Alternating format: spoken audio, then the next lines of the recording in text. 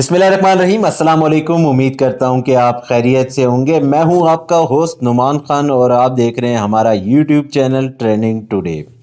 اچھا، یہاں پہ دیکھا جائے تو الیکشن کمیشن نے جو ہے انٹرا پارٹی انتخابات کے حوالے سے جتنے بھی معاملات تھے ان کو وائنڈ اپ کر دیے۔ کچھ لوگوں کو تھوڑی سی ذلت کا سامنا بھی اٹھانا پڑا کیونکہ انہوں نے جو تھا وہ الیکشن کمیشن میں ایک درخواست جمع کروائی، جس پر الیکشن کمیشن نے ایک بہت بڑا حکم جاری کیا، جس پر الیکشن کمیشن کا کہنا تھا کہ ہم بار بار انٹرا پارٹی انتخابات کے حوالے سے جو ہے حکم جاری نہیں کر سکتے کیونکہ آئین ہمیں اس چیز کی اجازت نہیں دیتا، جس پر جو تھا موصوف باہر آئے، پھر انہوں نے میڈیا سے گفتگو کی۔ اچھا، اس ٹائم جو تھے وہ دو قسم کے میڈیا وہاں پہ انٹرویو کر رہے تھے، ایک ڈیجیٹل میڈیا اور دوسرا سوشل میڈیا۔ اچھا، سوشل میڈیا پلیٹ فارم کے ایک صحافی نے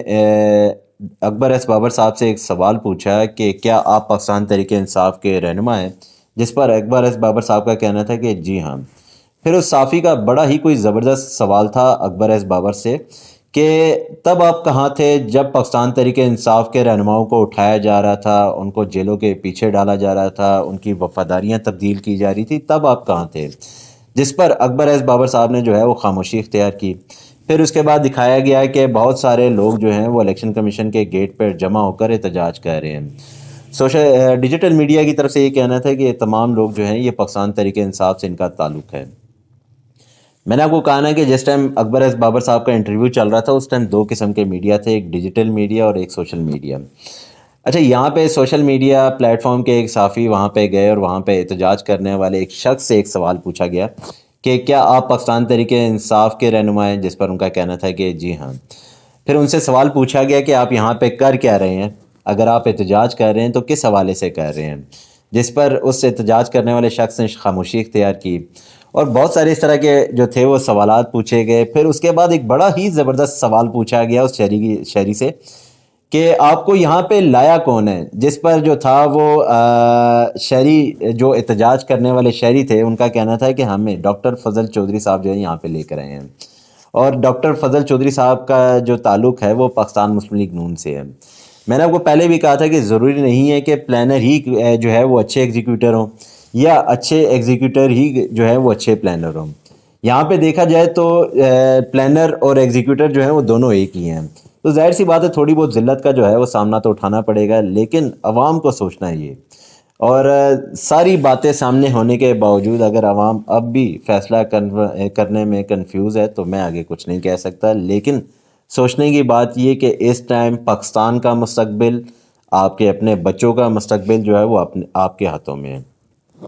ہماری جو پہلی نیوز ہے وہ بیسیکلی 190 ملین پاؤنڈ کے حوالے سے ہے۔ وہ کیا ہے، پہلے اس کی تفصیلات سے آپ کو آگاہ کریں۔ 190 ملین پاؤنڈ سکینڈل، زبیدہ جلال نے بیان ریکارڈ کروا دیا۔ زبیدہ جلال صاحبہ کا کہنا تھا کہ شدید تحفظات کے باوجود بغیر بحث ایجنڈا منظور کرایا گیا، منٹ خفیہ رکھنے کی بھی منظوری دی گئی، کئی ارکان کی رائے تھی رقم پاکستان کو دینے کی بات کی جائے، 190 ملین پاؤنڈ پاکستان کا اثاثہ ہیں، واپس آنے چاہیے۔ ایک بات جو مجھے سمجھ میں نہیں آئی اور جس پہ کہا جا رہا ہے کہ کئی ارکان کی رائے تھی رقم پاکستان دینے کی بات کی جائے۔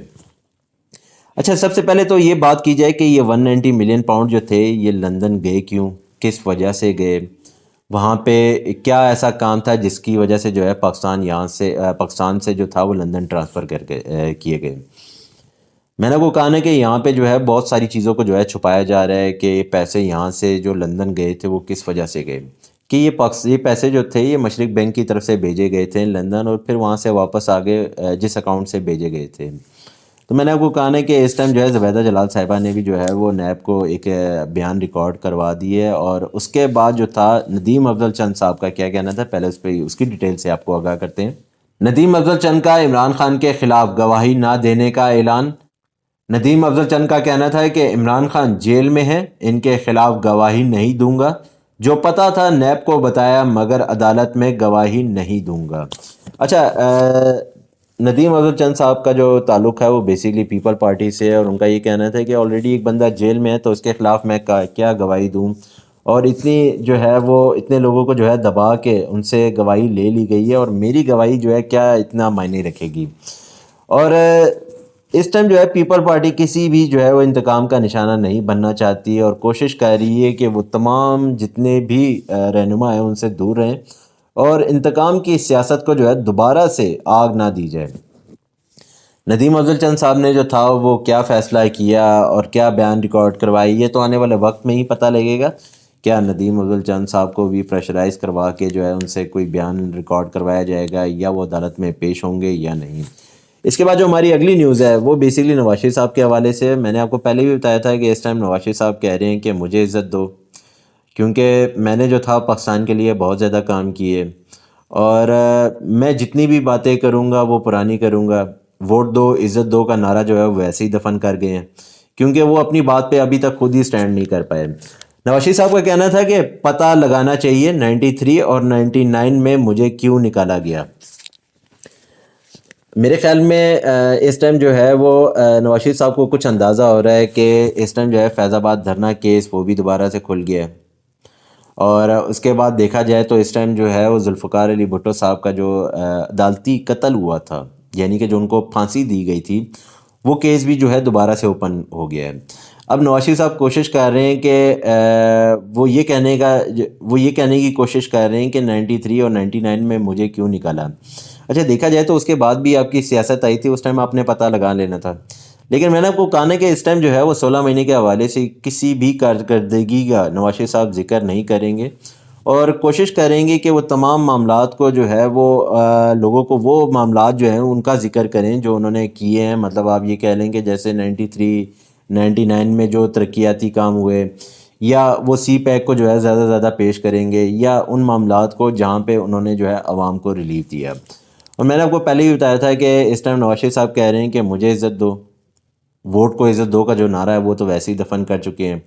اس ٹائم جو ہے ماضی کی کارکردگیوں کے حوالے سے جو ہے وہ بات کی جا رہی ہیں، نہ کہ 16 مہینے۔ مزید جو تھا وہ نواز شریف صاحب کا کہنا تھا کہ ہمارے دور میں 2 بھارتی وزرائے اعظم پاکستان ہے، بھارت اور افغانستان سے اپنے معاملات ٹھیک کرنے ہیں۔ اچھا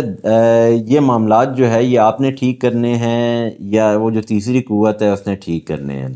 مزید جو تھا وہ نواز شریف صاحب کا کہنا تھا کہ کچھ کرداروں نے دوڑتے پاکستان کو ٹھپ کر دیا، اور اس کے بعد جو تھا وہ نواز شریف صاحب کا کہنا تھا کہ ملک کی بھاگ دوڑ ایسے اناڑی کے ہاتھ میں دی گئی جنہوں نے ملک کو یہاں تک پہنچایا۔ اچھا یہ بات جو ہے مجھے نواز شریف صاحب کی تھوڑی بہت کنفیوز کر رہی ہے، اس کی وجہ یہ کہ اس ٹائم 2019 سے لے کر جو ہے وہ 2023 تک، اب اس ٹائم دیکھا جائے تو 3 جو ہے وہ وزیر اعظم آئے ہیں، ایک عمران خان صاحب، ایک شہباز شریف صاحب، اب ایک جو ہے انوار اللہ کاکڑ صاحب، کیونکہ وہ نگران وزیر اعظم ہیں۔ تو مجھے نہیں سمجھ آ رہی کہ نواز شریف صاحب کس بارے میں بات کر رہے ہیں۔ حالانکہ عمران خان صاحب نے جو تھا وہ بار بار اس بات کا ذکر کیا کہ، اور یہ چیز جو تھی یہ باجوہ صاحب کو بھی کی تھی کہ اس ٹائم ملک جو ہے بڑے ہی نازک دور سے گزر رہا ہے، اور انہوں نے عمران خان صاحب نے بار بار باجوہ صاحب کو یہ بھی بات بتائی تھی کہ اس ٹائم اگر چھیڑا گیا تو معیشت تباہ ہو جائے گی، گر جائے گی، پاکستان دوبارہ سے جو ہے وہ ایک قسم کا بہت سال جو ہے وہ پیچھے ہو جائے گا۔ لیکن اس کے باوجود جو تھا وہ عمران خان صاحب کو اقتدار سے ہٹایا گیا، پھر اس کے بعد جو تھا وہ شہباز شریف صاحب نے اقتدار سنبھالا، پھر اس کے بعد جو تھا وہ 16 مہینے کی جس طرح کی حکومت کی گئی، جس طرح ان کے جو تھے اسپوک پرسن رکھے گئے،